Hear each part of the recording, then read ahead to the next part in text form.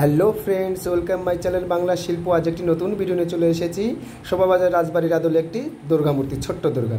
দেখো, প্রথমে আমি মহিষাসুরকে বানিয়ে নিচ্ছি। পা দুটো বানিয়ে নিয়ে মহিষাসুরটিকে এবার বডি তৈরি করছি। দেখো, মহিষাসুর যেহেতু অসুর মহারাজ, সেজন্য তার 6 প্যাক বডি হবে।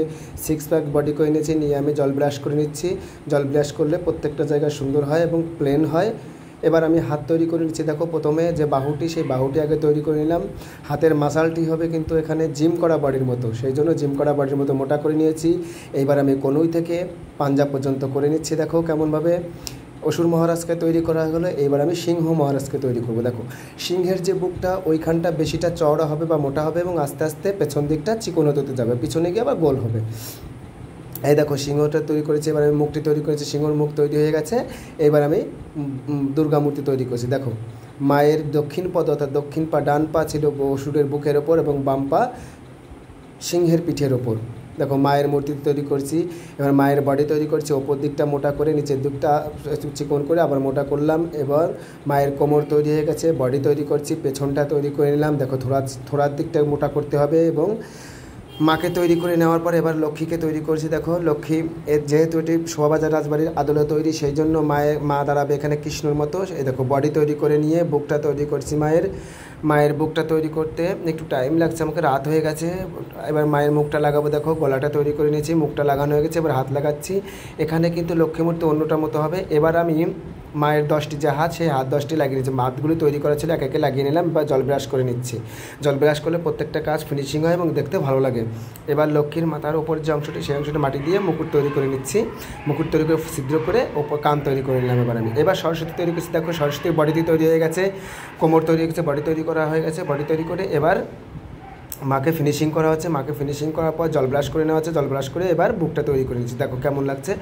বুকটা তৈরি করতে একটু দেরি হয়ে যাচ্ছে আজকে। এবার মায়ের হাতটি তৈরি করছি। দেখো, দুটি হাত তৈরি করেছে, মুখটা লাগানো হয়ে গিয়েছে। সব টানা চোখের এবং মুকুট তৈরি করে ওপরে ছিদ্র করে কান তৈরি করে নিয়েছি। দেখো কেমন লাগছে। দেখো, ভিডিওটি যদি ভালো লাগে সবাই অবশ্যই লাইক, কমেন্ট এবং শেয়ার করবে, কিন্তু সাবস্ক্রাইব করতে অবশ্যই ভুলবে না কিন্তু।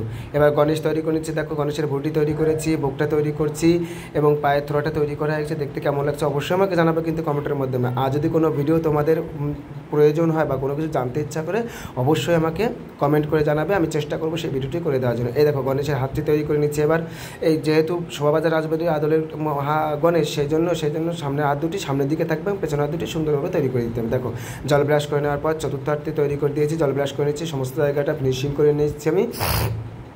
ফিনিশিং করে নেব। এবার আঙুল লাগিয়েছি, আঙুলগুলো আগে তৈরি করে নিয়েছিলাম, এবার সেটিং করে দিচ্ছি। দেখো, আঙুলগুলো তৈরি করে নিয়ে ভেতরে এবার কার্তিক মহারাজকে তৈরি করছি। দেখো, কার্তিকের বডিটি তৈরি করলাম, পাটি তৈরি করেছি। হ্যাঁ, পাটি তৈরি করে এবার বডিটি শেপে আনতে হবে। জল দিয়ে আস্তে আস্তে প্লেন করে। দেখো, পেটটা তৈরি করছি। এবার পেটটা একটু যেহেতু উঁচু হবে, সেজন্য আস্তে আস্তে করতে হচ্ছে। দেখো, যত ছোটো কাজ হবে তত কিন্তু আরও ফিনিশিং বা তার খাটনিটা খুব বেশি হবে। এই দেখো, ফিনিশিং বুকটা তৈরি করছি। বুকটা তৈরি করে জল ব্রাশ করে নিচ্ছি। এবার জল ব্রাশ করে নিয়ে হাতটি লাগিয়ে নিচ্ছি। দেখো, যেহেতু কার্তিকটার হাত এখানে সামনের দিকে আছে শোভাবাজার রাজবাড়ি, সেজন্য দুটি হাতই সামনের দিকে দিয়ে এবার গলা তৈরি করছি। গলা তৈরি করে মাকে মুখটা লাগাবো। এবার দেখো, মুখটা লাগিয়ে নিচ্ছি। এবার কান তৈরি করছি। কেমন লেগেছে ভিডিওটি অবশ্যই আমাকে জানাবে, কেমন হয়েছে আমার মূর্তি সেটাও জানাবে।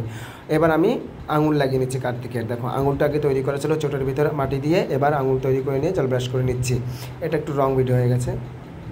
এবার মায়ের আঙুল লাগাচ্ছে। দেখো, আঙুলগুলো তৈরি করে নিয়েছিলাম, তো তৈরি করে চোটের ভিতর মাটি দিয়ে এবং আঙুলগুলো লাগিয়ে ভেতরে মাটি দিয়ে আস্তে আস্তে দাগ দিয়ে জল ব্রাশটা করে নিচ্ছি। দেখো কেমন লাগছে দেখো দেখতে। এবং হাতের একটি মাটির যে বলয়, সেই মাটির বলয়টি দিয়ে দিলাম। এই দেখো, একইভাবে এবার বাম পাশের ওপরের হাতটি তৈরি করে নিচ্ছি। চোটেতে মাটি লাগিয়ে নিয়ে আঙুল লাগিয়ে নিয়ে মাটি দিয়ে জল ব্রাশ করে, এবার জল দিয়ে জল ব্রাশ করে নিচ্ছি। দেখো দেখতে কেমন হচ্ছে অবশ্যই আমাকে জানাবে। এবার সামনে দুটি হাত, এই দুটি হাতে আমরা মাটি লাগাচ্ছি। মাটি লাগিয়ে আঙুল লাগিয়ে নিচ্ছি। যদি তোমাদের কারণ আঙুল তৈরি করার ভিডিও লাগে, তাহলে অবশ্যই আমাকে কমেন্টের মাধ্যমে জানাবে। আমি তাহলে একটা আঙুল বানানোর ভিডিও তৈরি করে দেবো। তোমরা যত কমেন্ট করবে তত কিন্তু আমার ভিডিও করতে আরও আগ্রহটা বাড়বে। আর যদি কমেন্ট না করো, তাহলে ভিডিও বানানোর আগ্রহটা কমে যায় কিন্তু। যারা এই মাটির কাজ করতে চাও এবং যারা মাটির কাজ করতে ভালো লাগে যাদের, তারা অবশ্যই আমার ভিডিওটি দেখবে। দেখো, এবার মাকে কাপড় তৈরি করে দিচ্ছি। কাপড়টা মাটির কাপড়, কাদা গুলে তার ভিতর কাপড় চুবিয়ে নিয়ে লাগিয়ে দিচ্ছি। তো আজকের মতো এখানে রাখছি। কেমন লাগছে ভিডিওটি অবশ্যই তোমরা আমাকে কমেন্টের মাধ্যমে জানিয়ে দেবে। বাই।